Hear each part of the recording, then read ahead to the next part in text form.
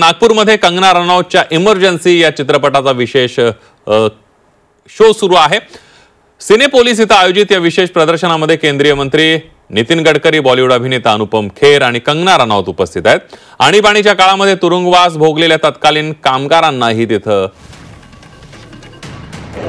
या शो मध्ये निमंत्रित करण्यात आले। पद्मश्री अवॉर्ड सन्मानित आदरणीय कंगना रनौत या शो साठी अनेक मान्यवर उपस्थित असल्याचं पाहायला मिळत आहे। इमर्जन्सी या खास शोचं स्क्रीनिंग नागपूरमध्ये सिनेपोलिस या थिएटरमध्ये आयोजित करण्यात आलेलं आहे। केंद्रीय मंत्री नितीन गडकरी, अभिनेते अनुपम खेर, कंगना रनौत या शो साठी नागपूरमध्ये दाखल झाल्याची ही दृश्य आपण बघतोय। तर मोठ्या संख्येने प्रेक्षक सुद्धा या सिनेमा पाहण्यासाठी आपल्याला या चित्रपटगृहाबाहेर जमलेले दिसत आहेत।